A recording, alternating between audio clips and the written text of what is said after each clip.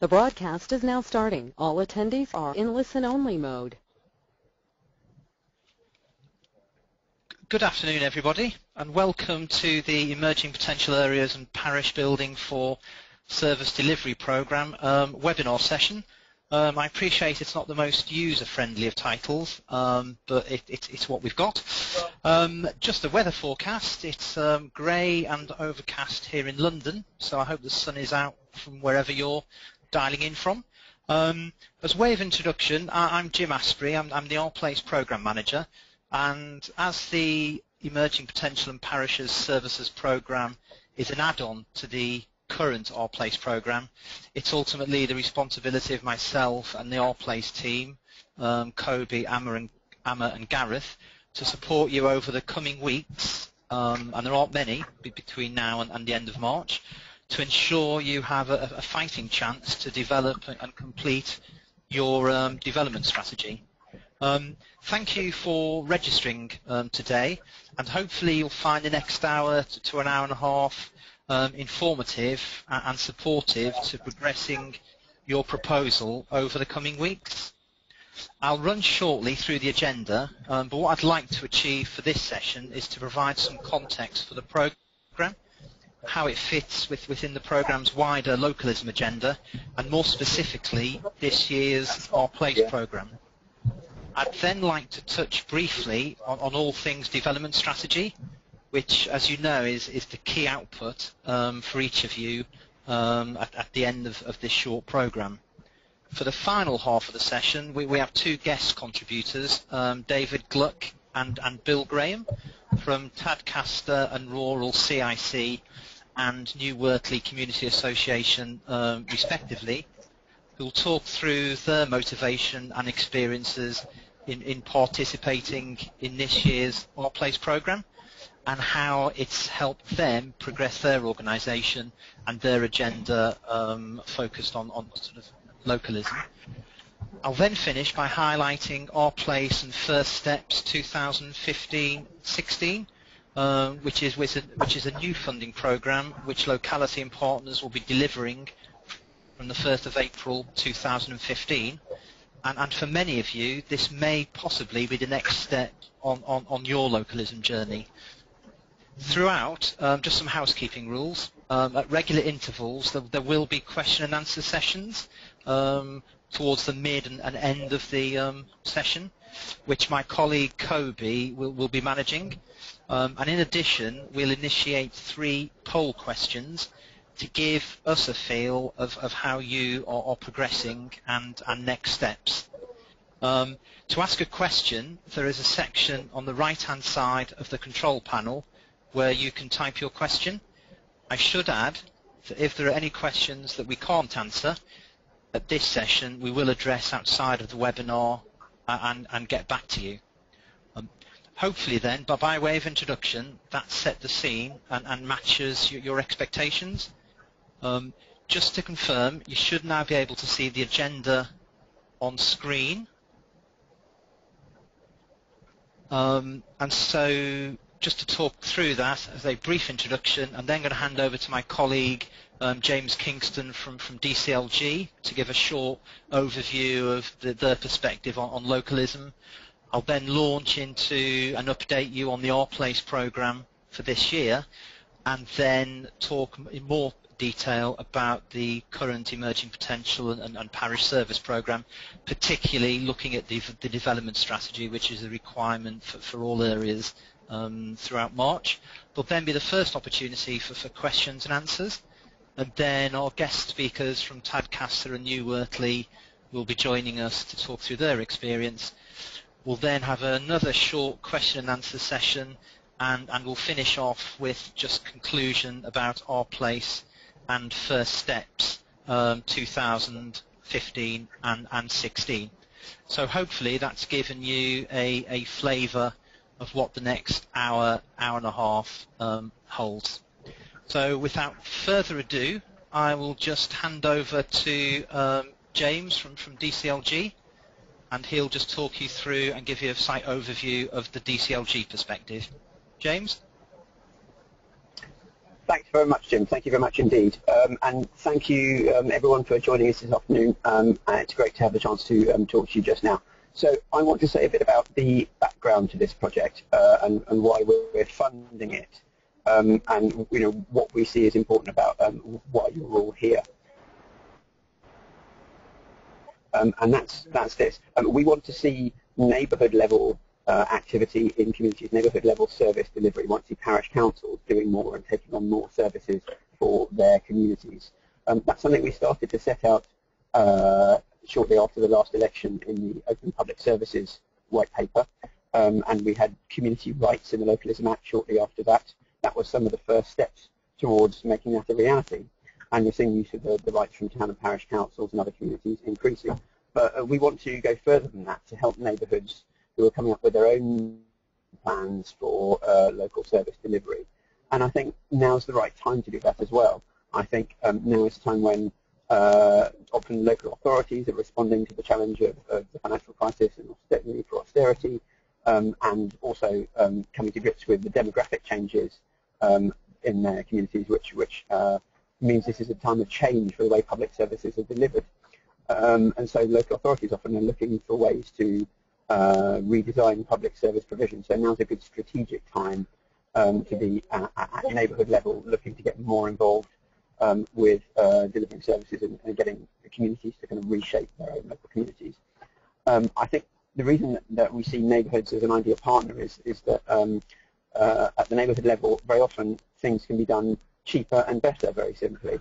How is that? Well, we've heard about things like economies of scale, the idea that if you buy big, then you get cheaper. But actually, there are other economies too, which means that at the neighbourhood level, you can do better.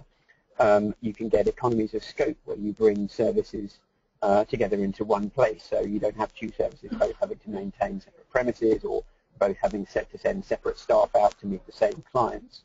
You get economies of learning at the small scale, at the little local scale. It's quicker and easier to make changes, to respond to feedback, to experiment and try stuff out. Of course, at the local neighbourhood level, you, the community organisations you represent, have fantastic local knowledge. You can engage your service users very easily and very effectively in the way that larger organisations can't do. And also with your smaller size goes often a smaller cost base and slimmer procurement procedures. So you're already, starting from a kind of a good point from the point of view of efficiency. So there are lots of reasons why at the neighbourhood level you're really well placed to do a fantastic job for your local communities, and we want to support that. We've already seen that in action in the Our Place programme. Jim's talked a little bit about that already. And now it's your turn. So now is the time for you to start to shine and show us what you can do. That's all I want to say. So what I'd like to do now is just hand back to Jim, and we'll go back to the rest of the agenda. Thanks very much for your time. Okay, thank you, James. What we'll do now, as I said, we'll just talk a little bit about the context for the Emerging Potential and Parish Building Programme, because at the end of the day, it's a contract variation to the existing Our Place programme that we've been running here at Locality with partners since the April of last year, 2014. The Our Place is in essence, it's about local partners within a neighbourhood coming together voluntarily and involving local people to identify the issues that matter most to them locally, and then working together to develop a plan to tackle these issues and reshape services that better meet their needs. So it's about local partnerships with the potential to influence how local budgets are spent, redesigning local services, and potentially commissioning or managing and delivering services locally. The original Our Place programme was born out of the Neighbourhood Community Budgets Programme, where 12 NCB pilots delivered the Our Place methodology in 2012 to 2013. Each of those 12 pilots are now produced an operational plan and are now at various stages of implementation. In December 2013, DCLG put out a tender to deliver the next cohort of Our Place areas, for which locality and partners were successful in being awarded funds. From that, we advertised the programme in the early part of last year, in February, March, and we went live. And through that, we ended up funding 141 areas across England to develop an operational plan for March of this year. So in essence, they had 9 or 10 months to engage with their community, strike up partnerships, identify a key priority for their community, and look at redesigning the service to best meet the needs of the population and the community, rather than the needs, say, of the organisation. And through that funding round, 1 in 16 of England's population now live in an Our Place area.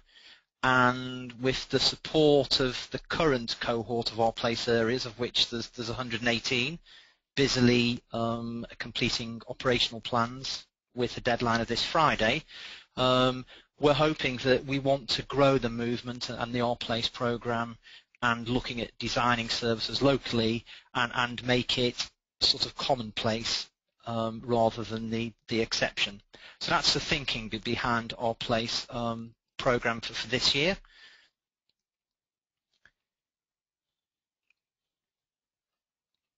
Okay, just for your information, there's certain key themes have come out of the Our Place areas who are currently developing their operational plans. One of the most common themes is focusing on employment issues.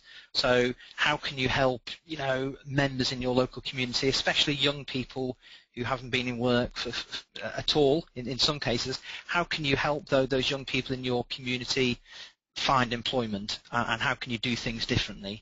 So example, we have the London Borough of Sutton, who are looking to increase employment opportunities for people with mental health. We have Stokesley Enterprise Agency at Stokesley Parish Council are looking at providing young people within the community the opportunity to gain work skills by actually taking over the contract for cutting grass verges within the village and surrounding villages.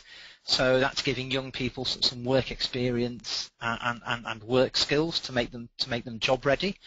And there's an organisation, the 198 Contemporary Arts and Learning.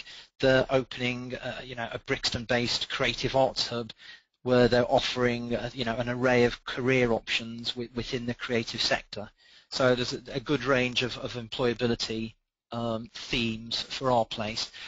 Again, there's a large number of themes looking at addressing social isolation, either through community hub activities or outreach connectors. For example, there's the Island Community Action group based on Portland Island. Yeah, they're currently looking at supporting the elderly to be more proactive and involved in the community through volunteering. Soho Victoria is another organisation in the Midlands, and they're looking to increase neighbourliness and supporting vulnerable adults through network of local volunteer and community supporters. We have a number of community hubs that have been or are being established through the Our Place programme. For example, Well for Living in the Midlands are establishing a new community centre within Leicester, and that will be a sort of unified wellbeing facility in Leicester City. Health, we have a number of health initiatives. One is Volunteer Centre Hackney, that's looking to train and support local residents to become health volunteers and motivate neighbours to engage with health services. Another is Teach Sport, who are targeting in Catford in South London. They're targeting the Black and Afro-Caribbean residents within Catford to educate them to take measures to prevent health conditions particularly prevalent within the Afro-Caribbean community. And finally, family intervention. For example, there's Barker Leeds, and they're creating a hub in Bramley in Leeds, where public and voluntary services can collaborate together with a specific focus on families, especially young parents. So, hopefully I've given you a feel for the sort of broad spectrum of themes that our place areas are currently addressing. And as I say, that the intention is that when they've submitted their operational plan, from the 1st of April, they will now be looking to implement these proposals with local partners. So hopefully that's provided you with some context. At the end of last year, DCLG made it known that they had some additional monies and they were looking to further, grow the movement around our place and rewiring local services. So to support that, they provided grant monies for two funding streams. One was emerging potential areas, of which we funded 27 organisations, including yourselves, and the other one was Parish's Building for Service Delivery Programme. Just to update you, with respect to the emerging potential areas, this is part of DCLG's vision to engage more communities in localism, as James was pertaining to before. And, we were looking to work with community groups, who may be on the margins of localism and who are particularly maybe working in deprived areas or in areas with pockets of high deprivation. But more importantly, you were willing to develop, learn, and build your capacity.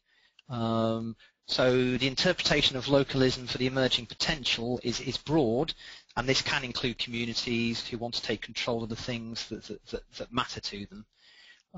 So that was the reasoning and the rationale behind the Emerging Potential Areas programme. With respect to the Parish's Building for Service Delivery, as the title suggests, this was specifically aimed at parish or town councils, because it's recognised that parish and town councils have a central role to play in this agenda. And we want to support you to take on more local services and to develop your capacity and your service delivery proposals further. So that was the rationale for sort of the parish building element of the programme. Just to update you on milestones, before the Christmas period, November, we had 76 applications. We funded 10 parish councils, and we funded 27 voluntary and community organisations. The total package of funding was £88,000 and £1, and we offered 98 days direct support.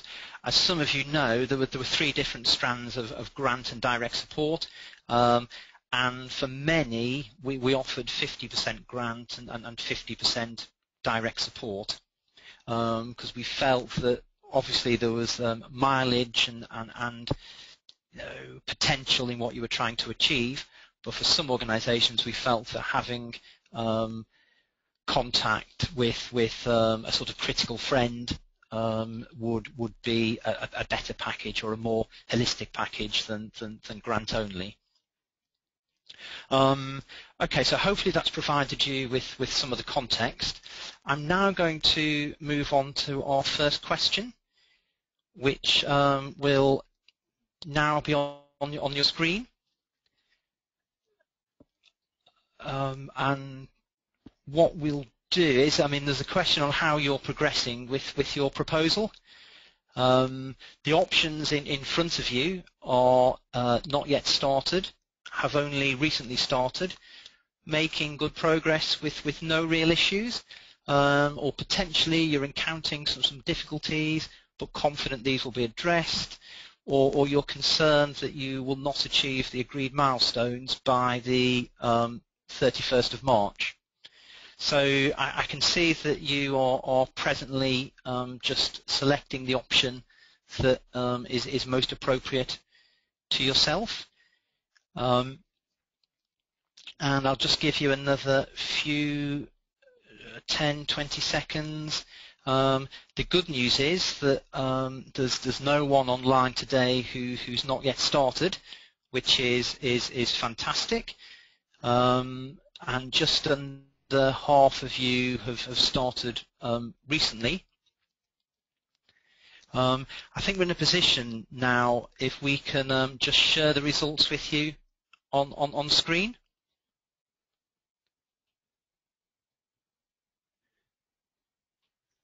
Okay, and what they show us is that 1 in 2 of you have started.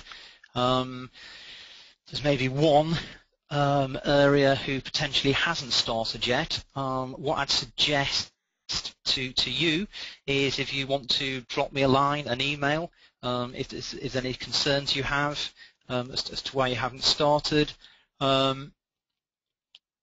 14% of you are making good progress with no real issues, which is good. 1 in 5 of you are concerned you'll not be able to achieve the agreed milestones by the end of March. Obviously at this stage it's a short-term program, but again, you may want to start communication with me as to see if there's any way additional we can support you. Some of you may have access to a relationship manager.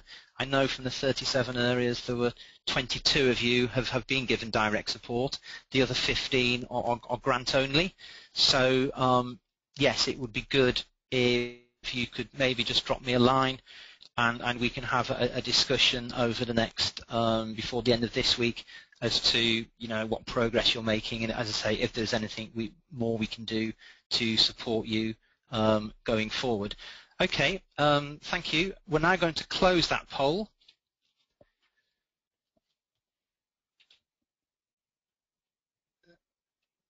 Thank you. Okay, just a quick mention on direct support before I start on the development strategy. With respect to direct support, I'd say 22 of you have a relationship manager. They are there as a critical friend to advise and motivate you to push forward your proposal and reach sort of agreed milestones by the end of March. We know that for some of you, your vision is more in the medium to long term. But what we're hoping is that you can reach agreed milestones, particularly those identified in your original application, by the end of March. So that will enable you to make a key progression going forward, and reach a tangible point by the end of March that will potentially put you in a good place for your next step in achieving your overall vision. And the role of relationship manager is critical to many of you to help you support that. So I hope by now those who have a relationship manager have met with my colleagues, and you've found that session useful, and you're beginning to put together a clear strategy and plan to lead to the submission of your development strategy in March. Again, if any of you have any issues around relationship management support, then please let me know and just drop me a line.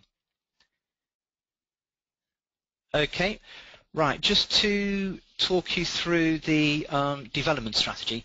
When you apply to come onto the Emerging Potential and Parish Services Programme, there were 2 milestones. One was the completion of a sort of interim report for the 20th of February, and the other was a development strategy for the 16th of March or the 31st with the final sign-off on the 31st of March.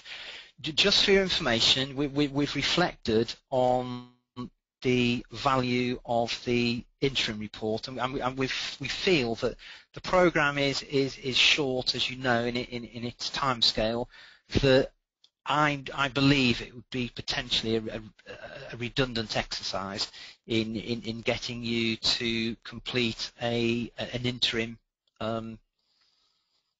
report. So for that reason, the only key deliverable now is a development strategy.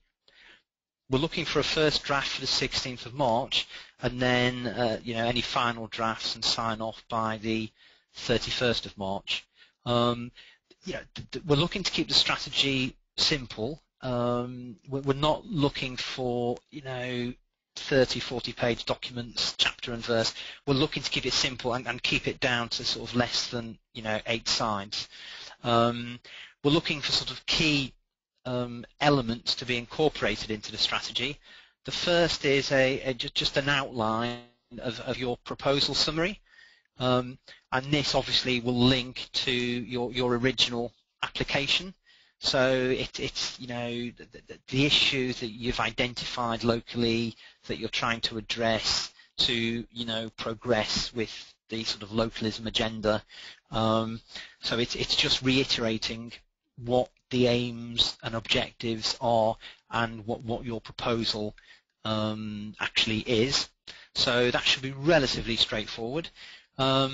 Secondly, it's around community engagement and sort of service transformation. So it's about how have local people, residents, helped shape your proposals, either pre your application stage or since you were awarded the grant at the back end of last year. What was your strategy for involving the community in the development and implementation of your proposal? And this really just needs to be a brief description of plans to continue involving them in the sort of change or the service transformation that you're looking to achieve. With the current Our Place areas, the community engagement is critical. Our Place looks to work from bottom up, so it's looking to identify what the needs of a local community are. And in order to do that, there needs to be clear evidence that that there is actually engagement with that community. So the current cohort of Our Place areas, in developing their operational plan, have to make sure that there's a lot of information there and evidence of real community engagement. It can't be lip service. This has to be real and tangible. So the community engagement is important. Looking at partnerships is also critical. Some of you will have made reference to partnerships in your original application, and again, any development you've made in partnerships over the last few weeks, it's really important to include those. So it's the progress made around partnerships, but also in the next steps, which we'll talk about soon, it's about looking to develop those partnerships. What we've found with the current Our Place cohort is that partnerships are crucial, as you can probably guess, and the earlier you can develop those partnerships and have a partnership team, ideally to include the fund holders. So if you're looking to make improvements in health, trying to get the local CCG on board, get the local GP practices on board sooner rather than later, and that's a real important element to making a successful operational plan. And I think Bill and David may touch on partnerships later on in the session when they present to you. Also, obviously we need to know how your proposal has progressed. Again, I appreciate it's only a number of weeks since you were notified of the award, but any information you've got on or in about how you've progressed your proposal, that may be any issues or challenges you've faced that were not expected. It may be that you slightly revised the aims of your proposal. That may link to the fact you originally applied for grant only, and we halved that and gave you some additional direct support. So again, it's important to include any proposed changes to your proposal, and to make reference to the progress that you've made to date. And then finally, and crucially, it's looking at the next steps. As I made reference to earlier, your vision may be for a community library or a community hub, or to increase the employability opportunities for your local community. This small grant opportunity won't be all that's required in order for you to achieve that, but we appreciate this may be a stepping stone to start you on that journey. So your development strategy, it is important wherever possible to crystallise what those next steps are, potential funding sources, your next key milestones, and it may be that, and I'll talk about later, that it may be that the new Our Place programme may be an opportunity for you to progress to the next step from the 1st of April onwards. Hopefully that's given you a feel for the development strategy. Hopefully that's allayed any fears that you may have. As I say, we're looking for just a short, concise document. So, but I say if there are any questions, then obviously let me know. Okay then, on schedule, I'm just going to hand you over to Kobe just to see if there are any. Oh, sorry, before we go to questions, I'm just going to trigger the next poll. Apologies for that. This is about your initial thoughts on completing the development strategy. The key questions are, or options are you don't fully understand the requirement, appears straightforward, no concerns, you're concerned you won't be able to complete for whatever reason, or you believe that additional support guidance may be required.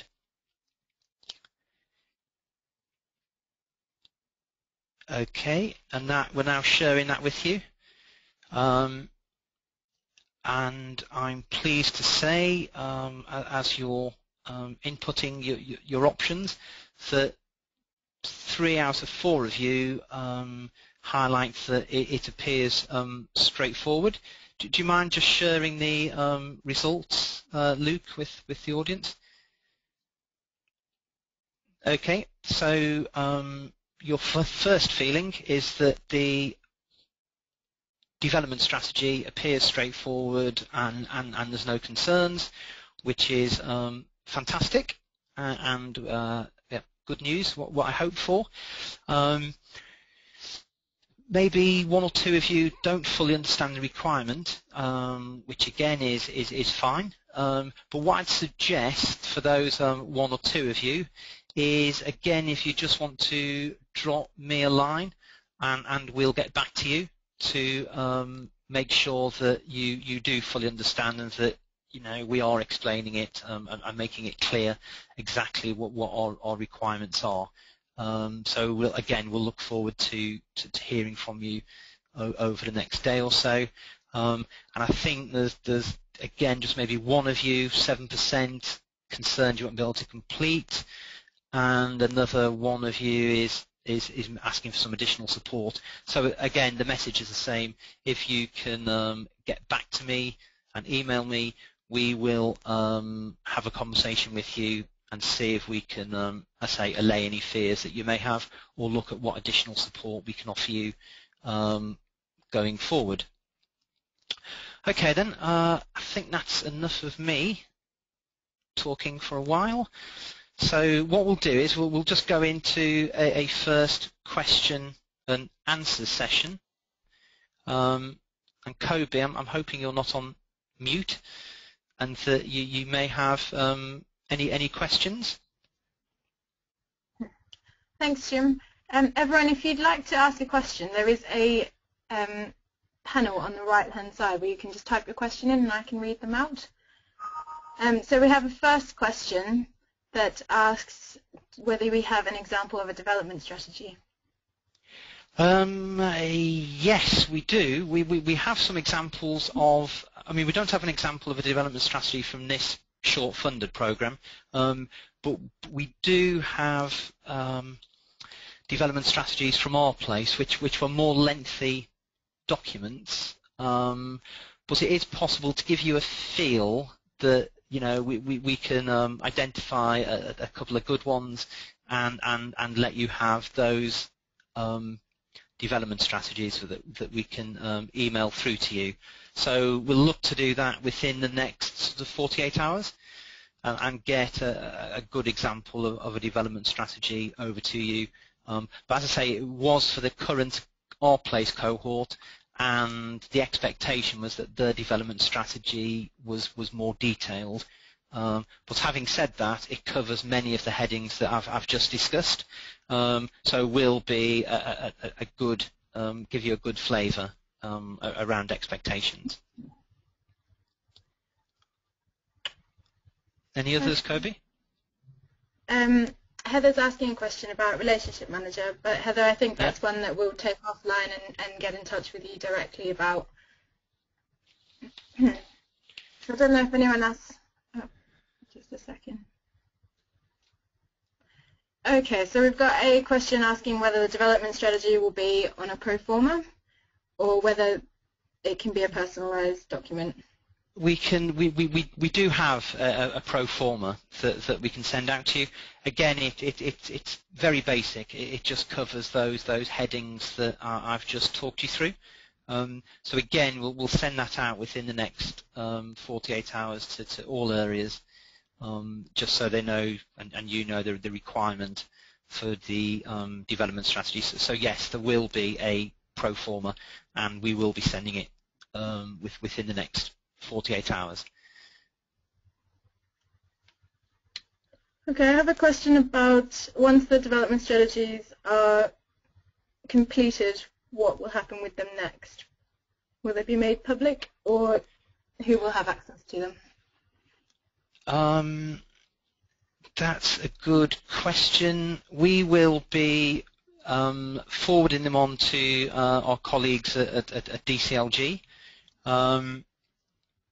I don't think there's no plans at the moment to have them as public documents per se, but there will be a discussion with colleagues at DCLG, and we'll make it clear to you before you submit your development strategy exactly, you know, who will be looking at them. I mean, they will be reviewed, and when you submit them on the 16th, and we will get back to you. But yes, I hope that answers your question. Yes, I think it does. I think that's all the questions for the moment, Jim. There's a couple there that are ones that will come back to the people directly. Okay, thanks, Kobe. Right, I'm now going to introduce you to David Gluck, and I'm going to this is one of the trigger points in the presentation where it could go horribly wrong. So I'm just going to unmute David, and a bit like the Eurovision, I'm going to be asking if David can hear me. David, can you hear me? Hello, Jim. Tadcaster calling. Thank you, Tadcaster. Yes, the floor is yours, David. You'd like the marks from our jury? Yes. To talk for 10 or 15 minutes about your motivation for Our Place and where you are now and the sort of challenges you've faced over the last few months, and how, you know, it's helped your organisation progress with the sort of localism agenda. So I'll hand over to you. Okay, thanks, Jim, and hi everyone out there, whoever you are. So, calling in from Tadcaster, a small town in North Yorkshire, for those who don't know it. Not a classic market town, as you might see from the screen, you might guess from the PowerPoint image you're looking at, it's a brewery town, so dominated by 3 large breweries, one an independent, Sam Smith's, and 2 large multinationals in Coors and Heineken. Consequently, one of the things that flows from that is that there's a large amount of employment dominated by the brewery industry, and also a lot of governance issues related to the fact that the breweries do control an awful lot of what happens in the town. I'll just park that for the moment, though. So just going back to the beginning of our place, we're located in Selby district of North Yorkshire, and one of the features of this district is that we have a series of what are known as community engagement forums, and that forum in Tadcaster brings together district, town, county councils, police, fire, etc. So in terms of the things that Jim was referring to about partnership, we have a bit of a natural advantage in that most of the service deliveries sit around a table and meet as a management board every other month, and that helps us coordinate an awful lot of our efforts. One of the things that that board wanted to do, or had an aspiration to do, about a year and a half ago, was set up a delivery vehicle for the town, which I was asked to do, and we've set up this community interest company, Tadcaster and Rural, and that's there very specifically to deliver on projects which are either the classic community-led capital type of funding project, or indeed taking on service delivery. And it was in a lovely way, completely coincidental, that as we were setting this up, our place came chugging over the horizon, and we were able to use our place as a great validation for the sorts of things that the Community Engagement Forum wanted to do in terms of looking at taking greater control of its affairs from county and district in particular, in trying to address this strange imbalance that exists in this town, whereby 1 or 2 local landowners stroke employers control virtually everything that happens in the town, and also along the way try to address the what we regarded to be as the key deficiencies. And when I say we regard them, I mean that public consultation and research had identified them as being the deficiencies. And they started off as 3 things. So when we made our application to our place, we were really focusing on 3 very specific issues. The needs of younger people, the needs of older and isolated stroke vulnerable people, thank you, Jim, and also the need to regenerate our town centre. Now, the latter is very much a bit of an oddity, I think, and I still think it's a bit of an oddity as far as our place is concerned, but it's actually worked out quite nicely for us, and I'll explain that why. We set out with these 3 big broad themes, and it became very clear that there was too much there to do in a 12-month period. And so with our relationship manager, we were strongly encouraged to focus down upon those things which were deliverable. And whilst we maintained, therefore, an interest, a very keen interest in doing things for our young folk, doing things for our older and most vulnerable folk, and new vitality for the town centre, we focused it in on these 2 things: a vibrant town and an enterprising town. So through the combination of both, we hope that what we'll be able to do is create a town that better serves all of its key communities, particularly young and old. Young perhaps through issues related to play, in relation to enterprise and startups, and also in relation to their own governance and their own voice in the town. And a vibrant town, a place that has more going for it in terms of activities, in terms of more visitors, a better place for business to take place. So, the businesses that are here get a better voice and a better ability to do things for themselves. And through a combination of those efforts, we hope that that will lead to the sorts of outputs and outcomes that you'll see on your screen. It is very much the case that this town needs, like a lot of towns, needs a big shot in the arm.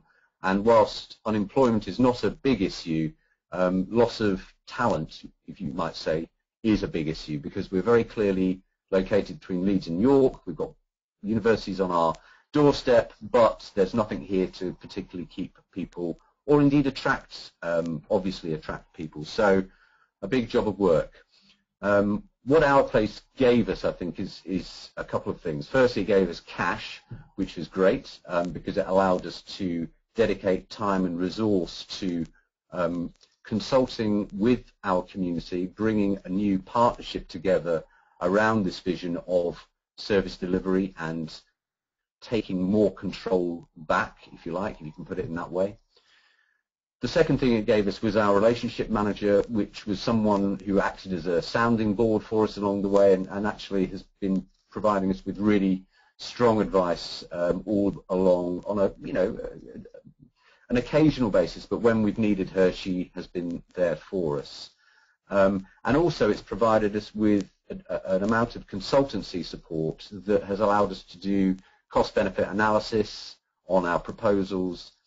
And one thing we're just about to start as our very final phase of work is to allow us to review our own governance arrangements so that we know that as and when opportunities to take on service delivery arise, that we are a fit and proper organisation who are able to do that. I don't think cost-benefit analysis, you're looking at the cost-benefit analysis screen at the moment. I don't think that's envisaged necessarily for you, but for us it was a very daunting process, but one that actually turned out to be something quite valuable in that it allowed us to demonstrate very clearly the costs that would be associated with our project and who and how different organisations would benefit. In fact, this is quite still an early iteration of the CBA, and what the eventual one will show is that there are other beneficiaries not shown here on the right-hand pie, which include the County Council, because we will in time take on services and assets that they currently own and deliver, and we will take them on and deliver them on their behalf. And the other one, the interesting one, is really probably on both sides, is a major private sector employer, Heineken UK, who we hope will be providing us not only with a building to use as a community hub, but also with an awful lot of additional support. Now, that seems to be a cost on their part, absolutely it is, but there's a big benefit for them in terms of their own corporate responsibility and corporate profiling in the locality. So everybody associates Heineken with, perhaps with rugby union, for example, and major international sponsorship. But in terms of their own local presence, it actually is quite important to them to be seen to be doing something positive in the community. So you might not do CBA, but it's something perhaps to bear in mind that there is a tool out here that is pretty well developed now and well tested that might be useful in your particular circumstance. The process, I think it's fair to say, just going back to the first screen, it's not been without its pain. One of the main challenges, I think, with our place is trying to explain it and differentiate it to the community, and that's quite a hard thing to do. It's not as hard, I think, to explain it to local stakeholders who perhaps are already on side, whether that's the district council, county, or local charity and voluntary groups.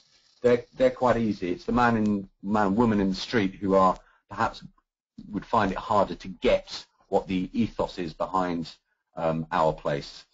That's not to say you shouldn't try, and we certainly have tried, but what we've ended up with is a group of organisations and individuals who are very much on side, and that's a very disparate group. Some we failed dismally to get on side, and we found the health sector to be a particular difficulty for us in terms of the CCG, local doctors' surgeries, etc. But we certainly have put an awful lot of effort into that whole idea of local partnership building and engagement. One of the other things I think just to mention in terms of the process is that whilst you've got your relationship manager, you'll have other support, you'll get some money from locality to go off and squirrel away and do your own thing with. Locality themselves, I haven't been paid to do this, but they are extremely supportive, and I think it's really been quite beneficial for us to be able to get in contact easily with Jim and in particular Kobe from our point of view. So I know that on a Friday afternoon I can have a conversation probably with Kobe, and we'll square off things that have been things that are concerning us, or issues that we're not particularly clear on, and get those kind of put to bed. So they're a good organisation to work with. They're not not as remote perhaps as other, let's not mention them, other agencies might be. Is there anything else I want to say now? I've probably been chuntering for about 10 minutes. Oh, one thing, just one final thing. I mean, just in terms of, the sort of inspirational side of things, the fact that we had this engagement forum here already was great. The fact that we had a KIC in place, a community interest company in place, was coincidentally great. But in some ways, the main motivation, I think, for our local authority partners is obviously austerity.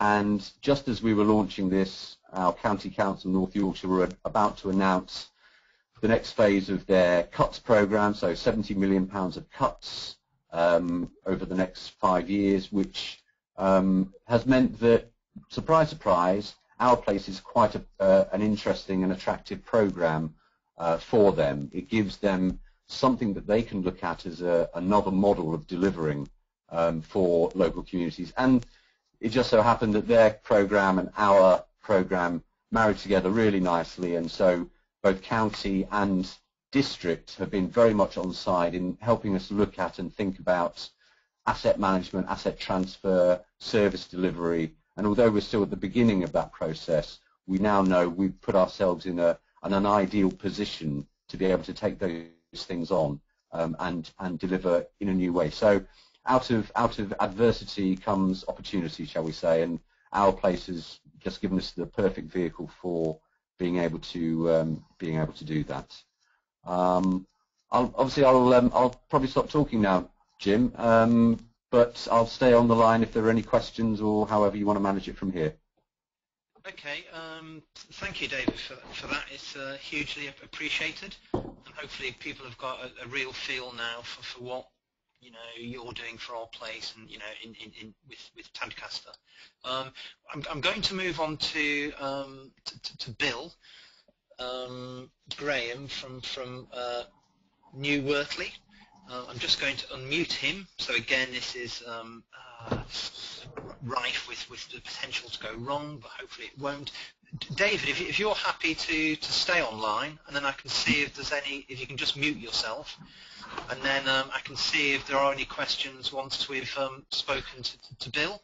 So if anyone has any questions to either David or Bill, or more questions generally, then now's the opportunity. And after Bill's spoken, I will go to Kobe and see if there's any more questions.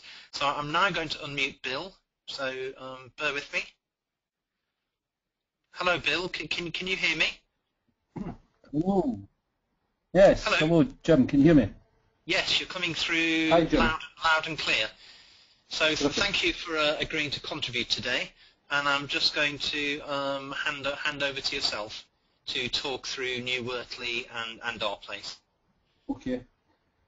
Okay, just a little bit of context. New Wortley is quite a small part of Leeds, 1 mile from the city centre, quite a deprived area. And our reason for getting involved with Our Place was we saw it was a possible mechanism to make change happen.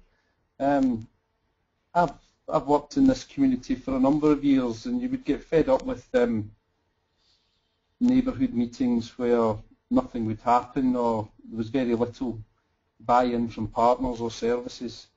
And Our Place to me was maybe a mechanism for a community-led partnership, and in that regard it's worked wonders for us. It really has been a fantastic process. I think for people considering Our Place, you've got to figure out what you want to get out of the Our Place project, and for us it was building that partnership, a community-led partnership. It was buying into those key fundamentals of the Our Place movement, which is about growing it from the ground. It's not easy to do, but from my point of view it's been a terrific process. It's been a lot of hard work along the way, but to build a strong, effective partnership was what we aim to do, and that's what we've achieved. It's a partnership that involves members of the local community, which is vital because you need it to be community-led. It involves the people who work in the area as well. So the person who chairs our Place group is the local GP. So it's a general practitioner. He's a doctor. It's not, I don't chair it. Again, it's good to have somebody else having that sort of role. And another key member of the partnership is the head teacher of the local primary school. So you're not just sitting around with various service leaders or service workers from the council who don't work in the area. You're actually sitting with people who work in the area day to day. I work here day to day, the GP works here day to day, the head teacher works here day to day. We understand the problems. The residents live here day to day. And then the services and agencies you bolt in on top of that, but you're talking to them from your experience as somebody who lives or works in the area. And I think that's vital. I think that's vital in order to build a strong partnership. I know there's a number of Our Place areas that are local authority led, which is great. But I think the ideal model is it is community led, and it's led by the people who live and work in the community. So I think that's absolutely vital. I think we could go to the next slide now, if anybody's in charge of the slides. Oh, there we go. There's some lovely faces there for you. That's a picture of the partnership after our first partnership meeting in September. So not everybody made the photograph because I only thought to take the photograph sometime after the meeting had broken up. But you can see there's the police inspector, there's the GP, there's a mental health professional, there's the housing manager for the whole of West Leeds, there's a local council and a couple of local residents, and yeah, that's a flavour of the people that are involved. We did that pop-up banner at the back, which it's a good thing to do because it's the sort of thing you can take a photo of or send to people. It makes people see that Our Place is real. So it's never that expensive to do, but it's a handy thing, I think, to have.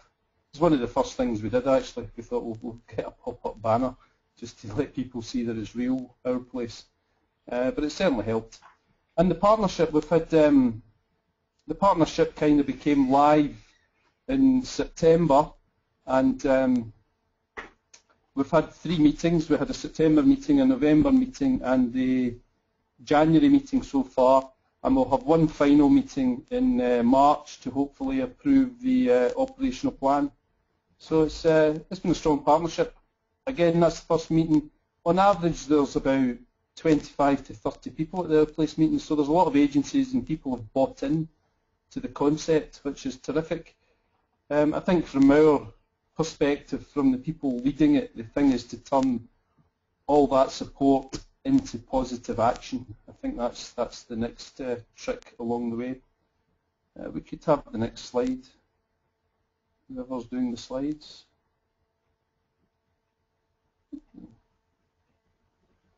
Oh, there you go. And that's the one from January. So there was a good number of people in the room there, all involved in the local area. So I think again, if you're looking at Our Place, it's that thing about getting the right people around the table.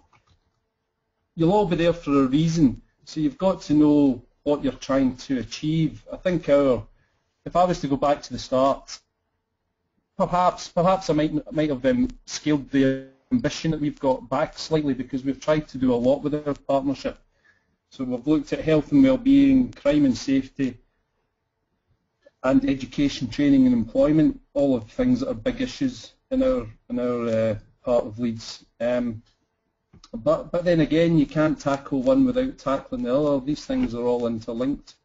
And again, our place for us has been a really good process in terms of galvanising the support of services and agencies, of building that partnership. In a way, we have set, through the draft planning stage, we have kind of set priorities for people, and we've identified things that we can achieve. So we're looking at long-term adult unemployment. We're looking at attendance for secondary school children, because a lot of kids from around here, they go to the local primary school, but then they drop off at secondary school. And we've identified these issues.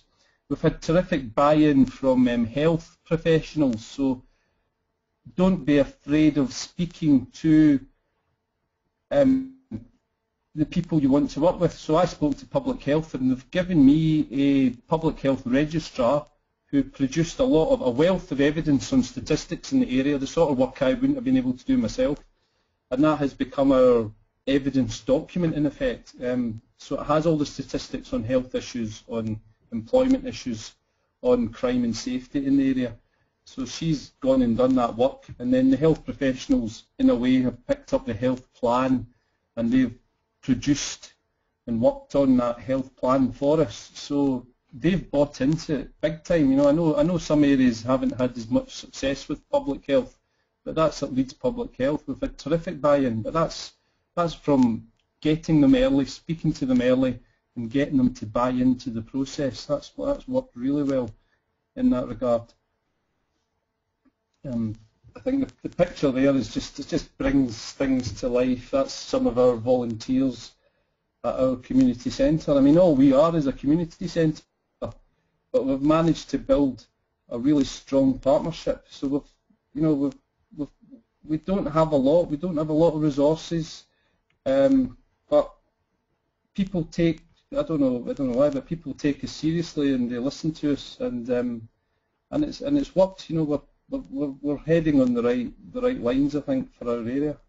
So our place has been great, but like I say, I always looked at our place as a mechanism for change, and at the moment it's certainly been that. You know, but you have to buy into the principles. You have to listen to the experience of. Obviously, I heard Ron Lay from Ilfracombe, and his experience mirrored the issues and challenges we faced. I mean, they're different issues and challenges, but it was that same thing about how services and agencies don't listen to you. How do you make them listen?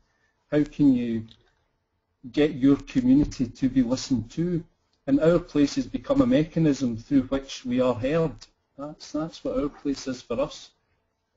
The bit now that we've got to do, having come to the end of the first year, is we've got to turn all of that into action, and we're very much working on this action plan now and looking at the commitment from partners to work differently, to co-design services, and to even, as some of them are saying they'll do, they're going to put their hands in their pockets and create some specific jobs or roles in our area, which is something which would be terrific. So it's been great. It's been a good process. Very, very difficult. I wouldn't want to say it's not been difficult. Something we did, I think, that worked quite well is we've got quite a high-profile local MP who agreed to chair the first meeting, and because she chaired the first meeting, then the heads of services and agencies were compelled to come. That was just, again, from my experience, when you call a meeting, sometimes you can be disappointed at the level of the workers who turn up. You know, you're getting the people who might not even know the area turning up. But by making sure the MP's name was used and she was there, that certainly got that high-level buy-in right from the start as well. So you've got to use every tool, every little thing at your disposal to try and get the best result for the communities that you're representing. think that's fine from me at the moment. Jim, is that okay? Okay. Yeah, that's fantastic, Bill. I mean, I can just reiterate, I went on a site visit to New Wortley just before sort of the Christmas period, and it is fantastic the work that Bill is doing and the buy-in that he's got from the local community, and actually going to the meeting and actually seeing the local GP sitting in the room, public health sitting in the room, the local police, as Bill said, the local head from the primary school, and all of them were looking at ways in which, through the Our Place programme and through Bill's hard work, of how that they can improve the lives of those local residents who within the New Wortley area.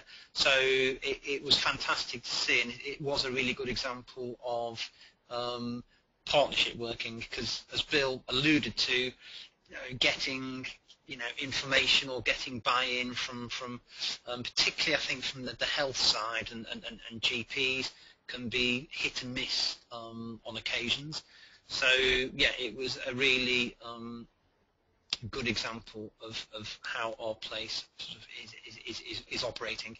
And as Bill said, partners have started to look at what monies they have to start implementing some of the proposals from the 1st of April. So there are still challenges of that, there's no doubt, but it's looking quite positive at the moment, and that is replicated across many of the current Our Place areas. Just before you go, Bill, and David, I'm going to unmute you. Kobe, I was just wondering if there were any questions, and there may not be, but if there were any general questions or any questions specific to Bill or David before they sign off. Thanks, Jim. I do actually have a couple of questions. There's one which is a little bit of a scenario, so if you bear with me, I'll read it out for you. And if Bill and David, if you want to give some advice on your experiences. So the person is saying that they're finding the local council and health organisations are quite slow to respond to their requests for communication and information, which is exactly what you've been talking about. Their own research is also showing some interesting observations. For example, the community has a relatively high BME residency, and there's no mention of these groups in any adults with learning disabilities or mental health strategies. So the group are feeling a little bit as though they're coming up against established methods of service delivery. And they're going to a meeting on Thursday with the CCG, and they just wondered if you had any suggestions on how they can approach the board. Okay, Bill, do you have any suggestions or experiences? Yeah, I think the main thing is to be aware that public health and CCG and services and agencies, they do want to hear from local communities. They do want that sort of involvement from local communities. Sometimes, I've been on the other side of it, you sometimes feel as though you're talking to the wrong person, and you might well be talking to the wrong person. It's just you've got to keep battering away until you find somebody who is listening to you and somebody who's on board with this. I think David alluded to it in the last presentation from Tadcaster. There is the pressure now on all these public bodies to save money. So because of that pressure, they are looking at different ways of delivery, of different ways of working with the community, the localism agenda, all of that. It is all to do with maybe making services better, but it's also to do with saving money as well. So in many ways it's finding the people at the services and agencies who are willing to enter that dialogue. Okay, thank you. David, are you on the line? Yes, I am. Any comments? Yeah, just adding a little bit to that. I mean, I think we found that there was, at a local authority level,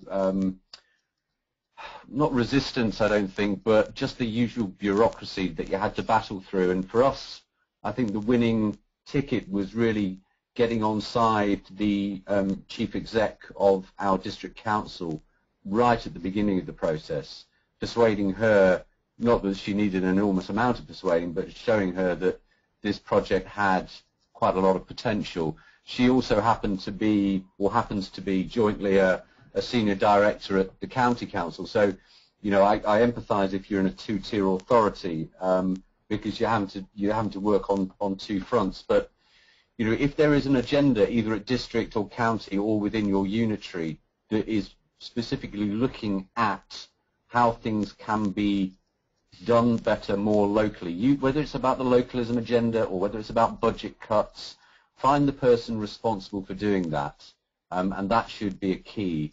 But if you can get to your chief executive and bringing them on side, then that should open up a whole world for you.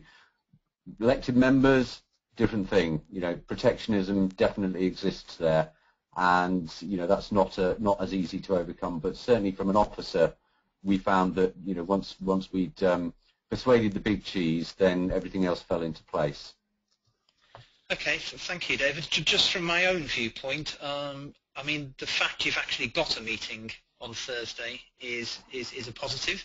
And as David said, and Bill, it's key to try and get the appropriate person at that meeting who has the authority to, you know, make decisions or look at spend for next year.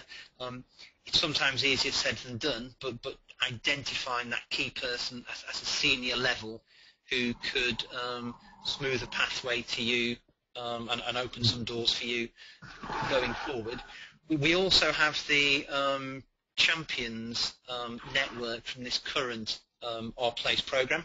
So, you know, there is the potential to identify a potential champion who could maybe offer you some support or some advice and guidance about how best to approach the meeting on Thursday.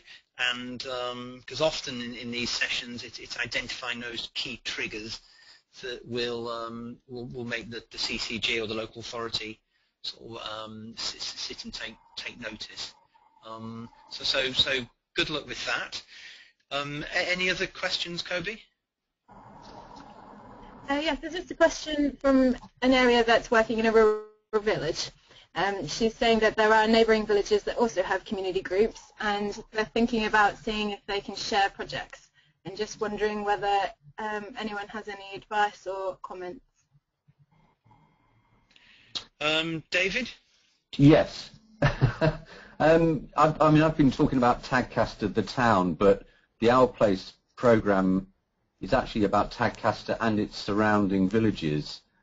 So we're very much aware of, and in fact, people on the partnership constantly remind us that it's not just about the town, it's about the villages that the town is there to serve. So we've also been looking at what projects or initiatives can reach out, and whether that's to do with issues to do with public transport, which obviously a lovely area to be cut, nice and simple and great for isolating people.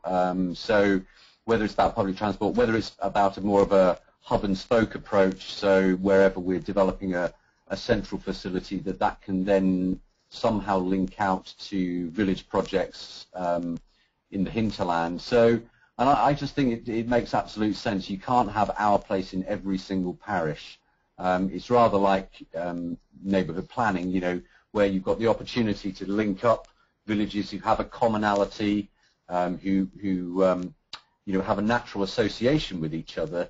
Then I'd absolutely 100% support it, and it certainly worked quite nicely for us to have an additional constituency of parish, council, chairmen, clerks, councillors, village hall people, you know, and community groups that have a different set of problems and different set of issues, but it's embraced within what we're trying to do about young, old, etc. So go for it, I say.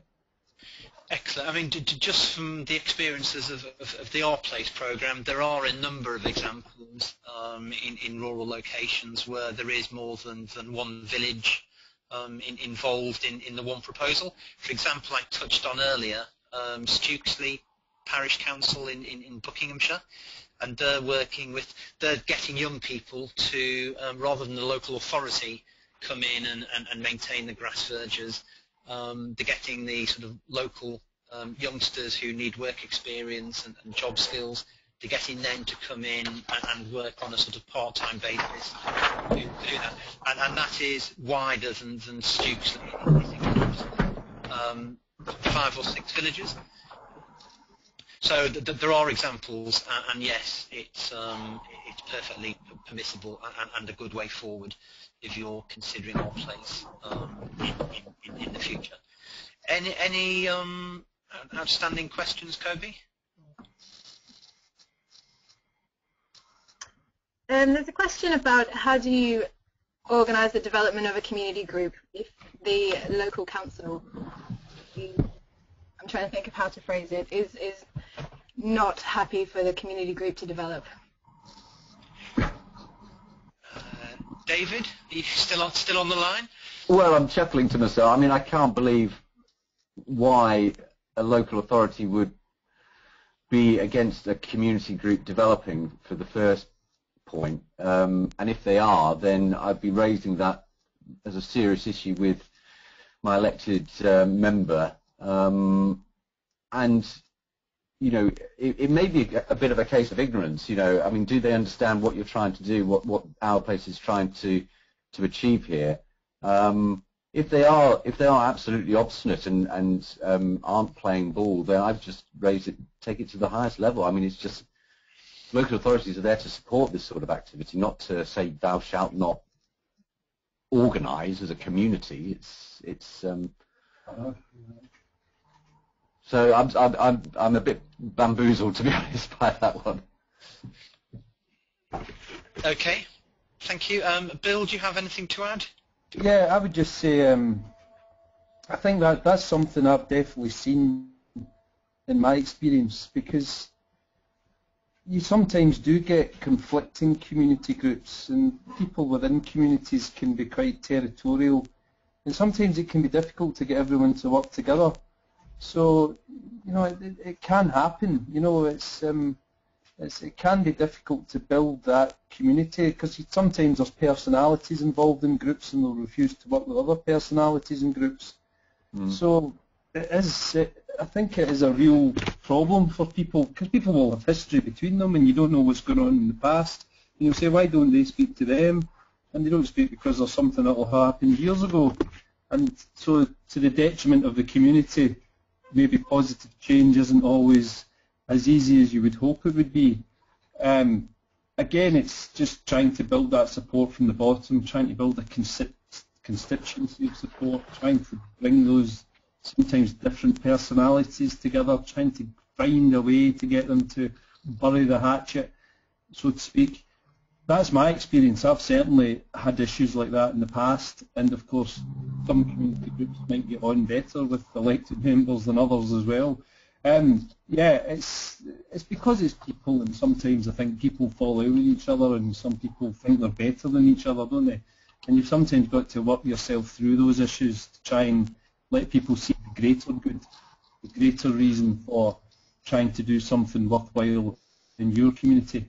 I think the problem in New Wortley is, as I've seen close to hand, is there's a very strong community feeling in New Wortley, and they're not shy of speaking out about it.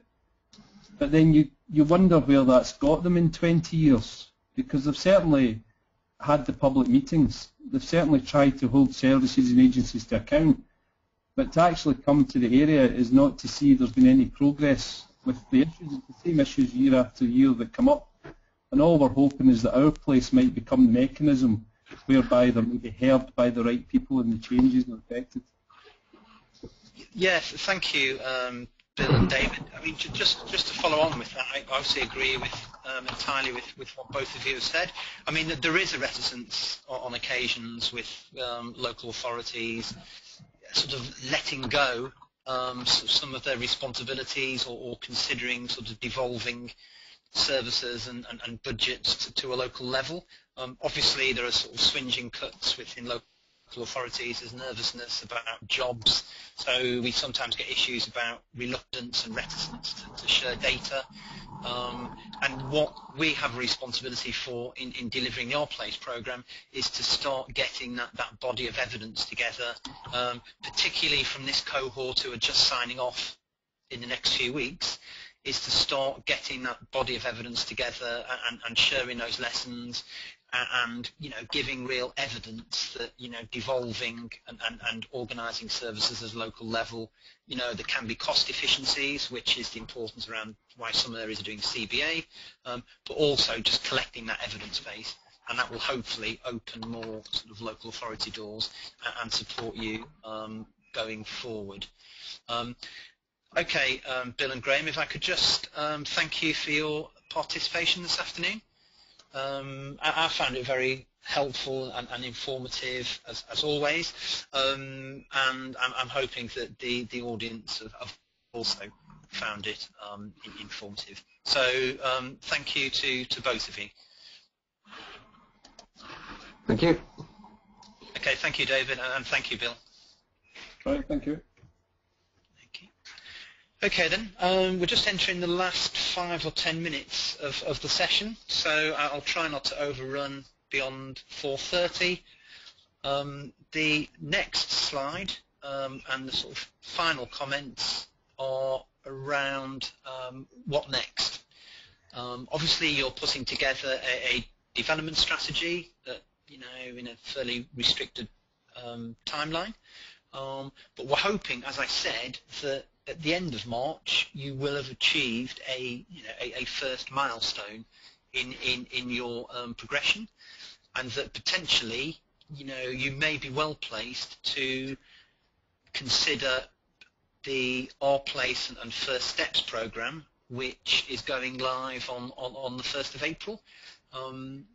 The good news is, from my perspective and locality, is that we were recently, about 3 weeks ago, awarded the contract to deliver the next cohort of Our Place areas. As I said, 1 in 16 currently live in an Our Place area. We're hoping, by June, July, or this year, that we're getting nearer to sort of 1 in 10 of the English population are living in an Our Place area. And we're looking to continue to grow the movement. So this may be something that is of interest to you as a next step. And because you're on the Emerging Potential and Parish Building Service, you will be notified of this opportunity as a matter of course. So there will be information coming to you over the coming weeks. But to give you a flavour of Our Place, firstly, it goes live on the 1st of April. In that we will be asking for applications and expressions of interest.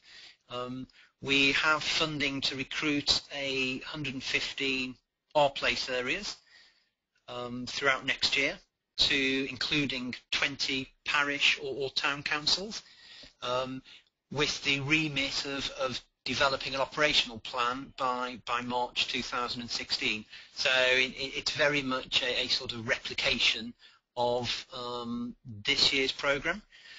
Grant award is 8,000, so that would be an award from the beginning of June through to March next year, and there would be some direct support to again for a relationship manager to act as a critical friend. For those of you who have relationship managers in this current programme, then if you so desired, there's always the potential, if you were successful, because you will have to apply, to be linked with your current relationship manager if that was your desire.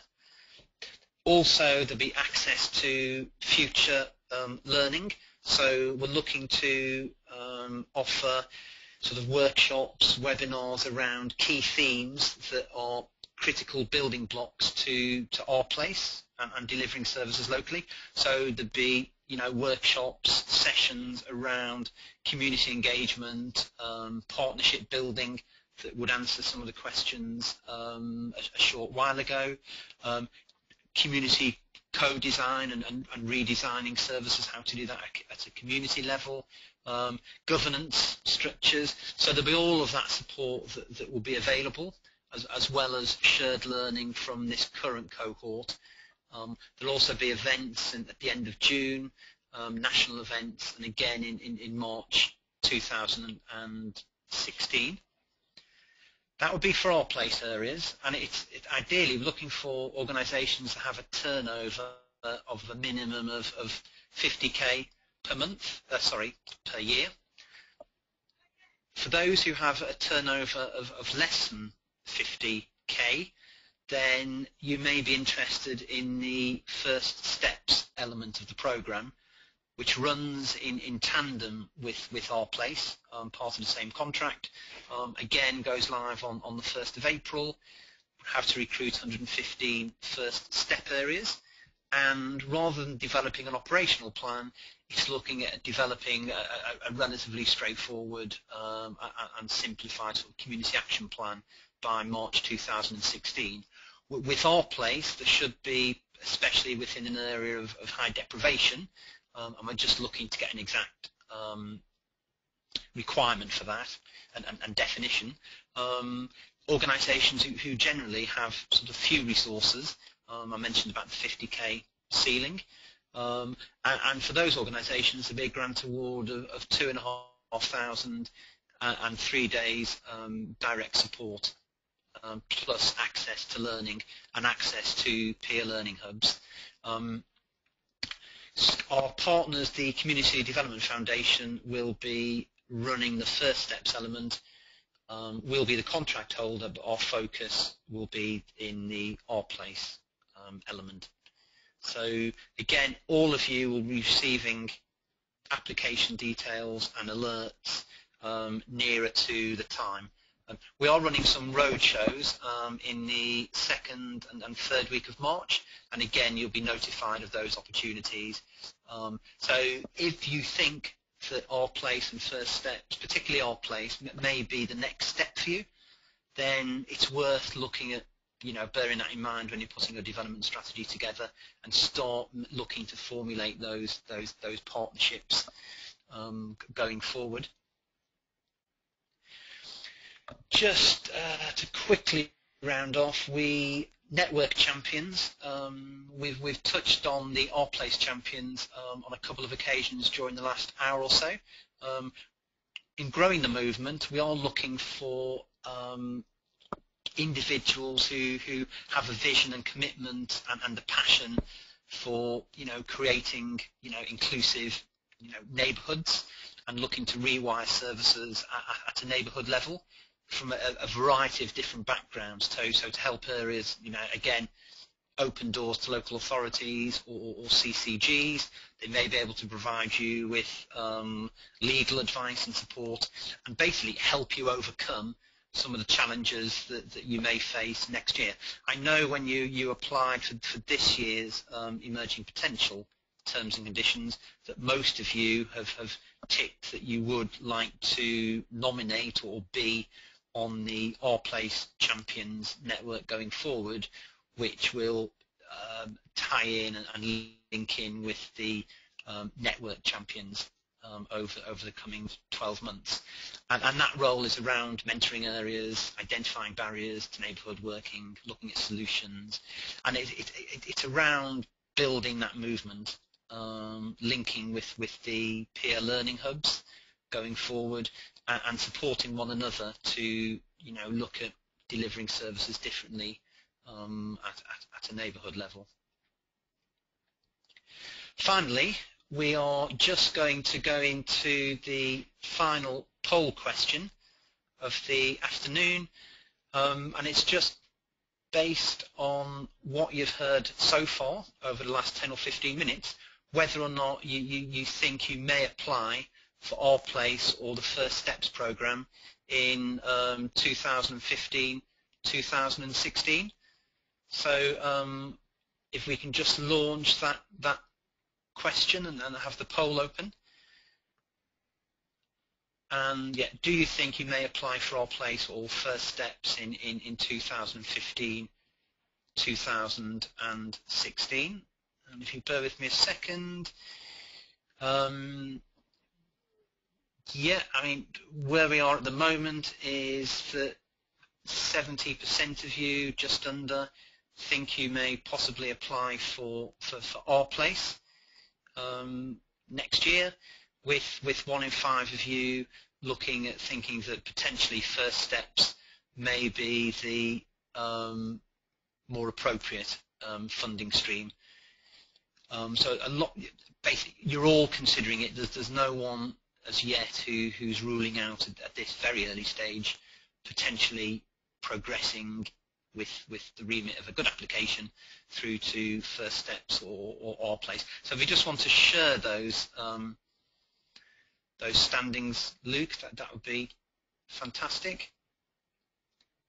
So yeah, hopefully you can now see those results. So yeah, 1 in 2 of you are possibly thinking of our place, and you know, a smaller number of you know at this stage that yeah, our place is for you, or next steps. So it will close that now. Thank you, Luke. And that just gives us a feel, but as I say, we will be updating you and alerting you nearer the time, and the 1st of April isn't too far away.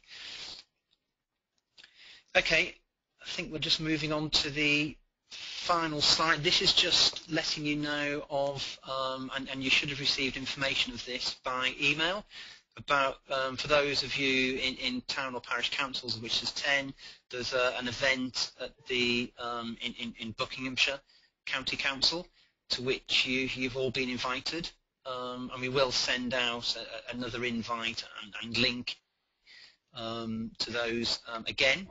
So hopefully you would be available on potentially on 24th, and that event is taking place in Buckinghamshire. There is a flyer that we can resend to you, and we've managed to negotiate a discount, so it will be just £20 for anyone who wants to participate in that event in Buckinghamshire. Finally, on the 20th of March, we have an Our Place celebratory event. Apologies for the misspelling. That is, as it says, it's a celebration of this year's Our Place programme. There'll be lots of, we've just finalised the agenda, there'll be lots of events to attend, workshops to attend, there'll be plenary sessions, we'll be talking about all things Our Place and service delivery at the neighbourhood level, looking at some of the challenges, but also looking at the positives and providing an opportunity to meet, for those particularly those areas on the programme as it stands, and for them to launch into trying to implement their operational plans from the 1st of April. So slightly behind schedule, for which I apologise. Can I just take this opportunity for thanking all of you for dialing in this afternoon.